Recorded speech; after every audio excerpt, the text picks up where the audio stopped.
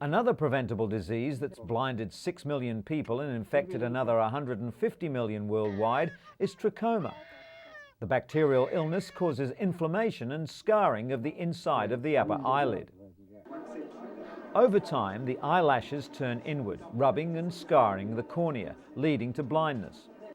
The debilitating disease is endemic in developing countries in Africa, Asia and the Middle East. It's most common in rural areas where overcrowding and poor hygiene spread the bacteria. Trachoma is on the World Health Organization's hit list. In Morocco, antibiotics and improved hygiene have reduced the spread dramatically. In less than 3 years, the infection rate has dropped to below 6%. At the United Nations, FISA announced it's contributing an additional $200 million aimed at targeting blindness in 9 countries and plans to donate the one-dose drug Zithromax. The World Health Organization is working to reduce trachoma in countries like Tanzania and Vietnam, while hoping to eliminate the disease worldwide by 2020. Richard Ferrier is preparing for surgery. He has eye cancer. Very few doctors specialize in the relatively rare eye cancer. There are fewer than 2,000 cases in the US each year. Eye tumors are hard to detect, generally only noticed when vision becomes affected. The cancer is killed with radiation, not with laser beams, but by this, a metal radiated plate which sits perfectly over the tumor. A continuous dose of radiation can be given this way for about 5 days. No one knows what causes eye cancer, but they do know that older people with light skin are most at risk. Richard can't feel the radiated plate in his eye, and in 5 days' time it will be removed. According to the specialists, he has a 99% chance of not only killing the tumour, but also keeping his vision. Quicker than I thought. Yeah, it moved on. And actually, And still on the subject of eyesight, virtually everyone in the Eurozone has experienced some anxiety about the recent change to the new currency. For the blind, getting to grips with the new notes and coins is a double hurdle. Several weeks before the currency change was to take effect, groups for the blind and partially sighted stepped up their information and training campaigns to try to reach the 6 million visually impaired people thought to live in the Eurozone. The ease with which the blind will adapt to the new cash depends on many factors: the extent of their sight loss, their age, the sensitivity of their fingertips, and the habits learnt from handling local notes and coins. At this training session, organised by the AVH Charity for the Blind, people were introduced to the new cash using one-sided dummy euro notes and coins provided by the European Central Bank. The coins are divided into 3 groups of similar design, with markings along the circumference edge, such as grooves, alternate smooth and serrated milling. Stars and letters also help with recognition using a process of elimination. The European Central Bank and various national blind organisations have also designed euro testers, plastic euro aids with braille. To identify notes, the euro tester must be bent in half. The note is then inserted and the section of note now sandwiched between plastic is bent back over. The height to which it comes against the plastic corresponds to its worth in braille.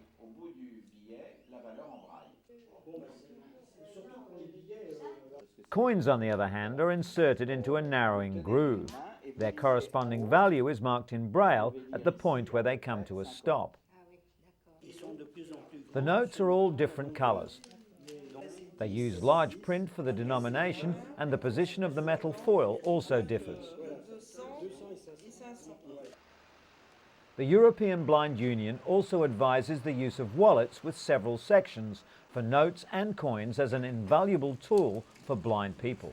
This should reduce the initial confusion until people have had a chance to get used to the new currency.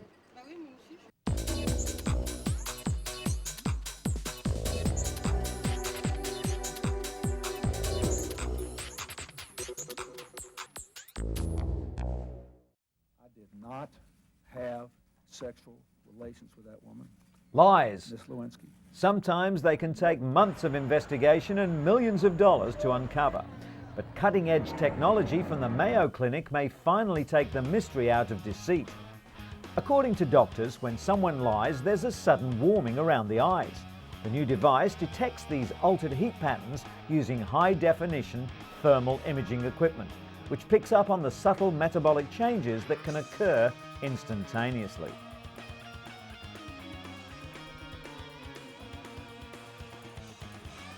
Clinical trials using a mock crime scenario correctly detected lying 83% of the time. The next step is to develop even smaller cameras and determine if they are as accurate. Scientists at the Mayo Clinic believe that in time, their lie detector will have many practical applications in the security and law enforcement industry, such as at airports and border checkpoints. In theory, blood should rush to the eye area of liars like mini uncontrollable hot flushes, while the innocent remain coolly and calmly unaffected. The system was first used to examine metabolic rate, but suddenly researchers realized that it was so sensitive it could detect fearfulness. As soon as that was confirmed, they decided to see if it could detect lying as well. Experiments in which 20 people were randomly asked to stab a mannequin, rob it of $20 and then profess their innocence showed the technique to be as effective as any existing polygraph test. The thermal camera correctly identified 90% of the true innocents. While polygraph tests have long been considered too slow and cumbersome to be used for airport security, thermal imaging cameras might be a practical and reliable alternative. New technology has also come to the aid of cystic fibrosis sufferers who've been unable until now to travel far from home. CF patients like Kristen McFall are using a new medical device to fight the deadly disease. She's now able to live by herself and not depend on others for treatment. The airway clearing device is called the vest, and it helps clean the lungs of excess mucus by oscillating the chest wall repeatedly. Melody Green has had 2 double lung transplants. Unlike most transplant patients, she underwent daily chest physiotherapy to keep her lungs functional, but with the vest, it was no longer necessary. Of all the lungs donated each year, only 12% have actually been usable, but the vest was modified recently to ensure the organs were kept in optimal condition even before transplantation, and that means that more lungs will be available for patients like Melody. And an English company is offering drowsy drivers a quick fix solution to keep them alert and safe on the roads. The British Oxygen Company claims that a blast of oxygen is enough to wake the body. A driver simply pulls over for a moment and with the canister provided sprays some pure oxygen into their lungs. According to AAA, drowsy driving is to blame for 100,000 serious crashes and up to 2,000 deaths every year in the US. Oxygen does provide the body with energy, but no study has shown that it can keep a tired driver alert. Robert Sinclair from the American Automobile Association believes there's no alternative to sleep.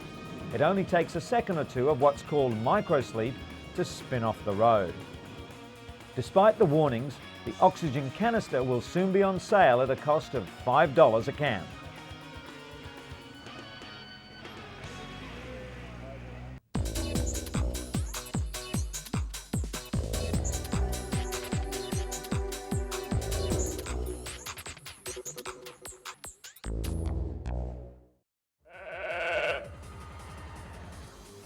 Five and a half years after becoming the world's first cloned sheep, researchers report that Dolly has developed arthritis, raising fears that the cloning process may have given her a genetic defect.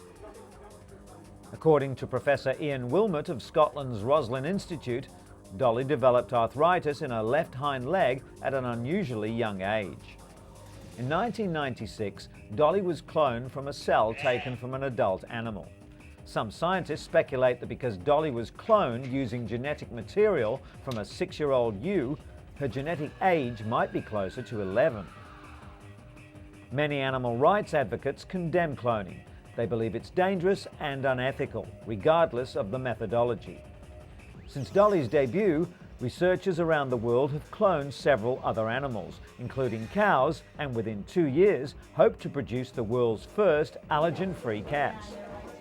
PPL, the company responsible for creating Dolly, has enjoyed continued success as well. Their cloned piglets represent a major step towards producing animal organs and cells for use in human transplants.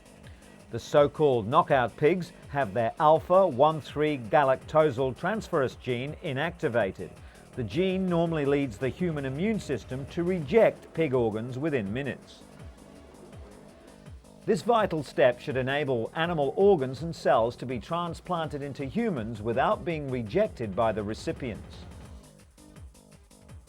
Cloning of the animals took place in the lab, following which the fertilized eggs were put back inside the mother pig, who gave birth to 5 healthy piglets. According to the Scottish-based firm, pigs are the preferred species for xenotransplantation, the transfer of cells or organs from one species to another on both scientific and ethical grounds. The world's first knockout pigs have been confirmed through DNA tests to have one of their 2 copies of the gene inactivated. The potential benefit they offer is immeasurable, as countless patients who would have died while waiting for human organs to become available can now be saved. In related news, US President George W. Bush reiterated that human life should not be destroyed for the purpose of embryonic stem cell research, after hearing that scientists in Massachusetts created the first cloned human embryos. The groundbreaking experiment proves that a single cell taken from a human adult can be coaxed into a healthy young embryo. However, the medical advance raises ethical concerns because it requires the creation of human embryos solely for the purpose of destroying them. Researchers at Advanced Cell Technology also cloned several healthy cows, using the same cloning process to create the 6-celled embryos. The scientists say their intention is not to create cloned human beings, but to develop immune-compatible cells to treat degenerative diseases.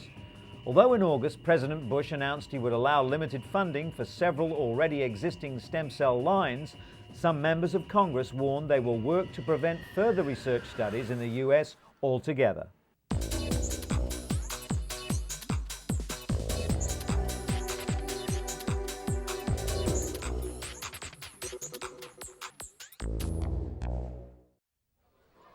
Slums are a normal part of city life in much of Africa.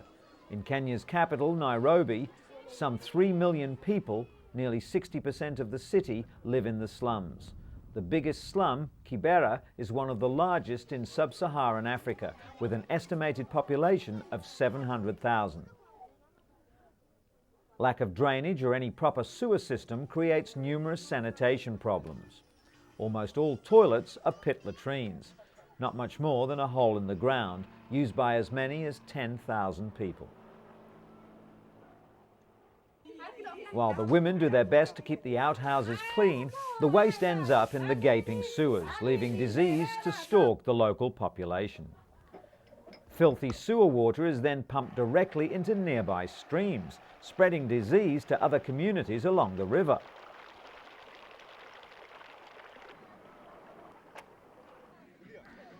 But the flying doctors from the African Medical and Research Foundation, or AMREF, have come to save the situation through an intensive health campaign aimed at improving the water and sanitation in the slums.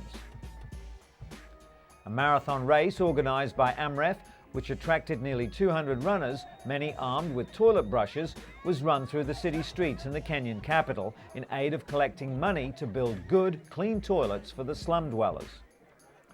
$100,000 was the target that the organisers were aiming for in order to build over 300 toilets. Currently, there's 1 toilet for every 10,000 people, so the additional facilities will come as quite a relief. And although he didn't enter the unusual race, Kenyan marathon runner Paul Tergat and his family were on hand to support this worthy cause. One practice that AMREF hopes to stamp out is an unpleasant phenomenon known as the flying toilets. With so few loos available in these parts, Locals have been known to tie up their waste in plastic bags and then hurl the bags as far away as they can. The plastic projectiles invariably end up in rivers or in neighbouring compounds and are a serious health risk. Being hit by a flying toilet isn't much fun either.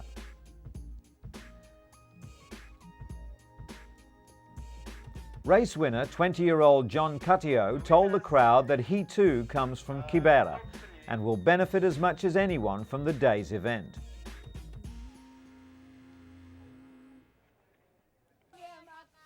As the campaign to eradicate flying toilets in the slums continues, it's hoped that the slum dwellers will soon be able to do away with the practice completely and enjoy better health and sanitation for themselves and their families.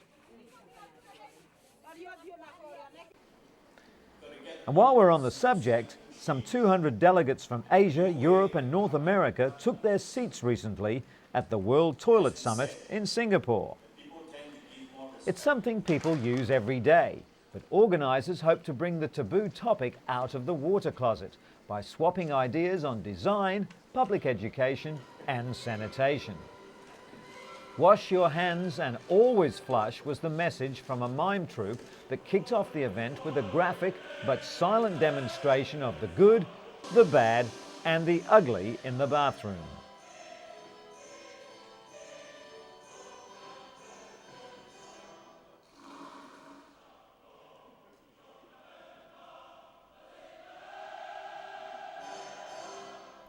Singapore is already at the forefront of enforcing toilet etiquette with fines for not flushing and automatic devices that sense when to send the water surging.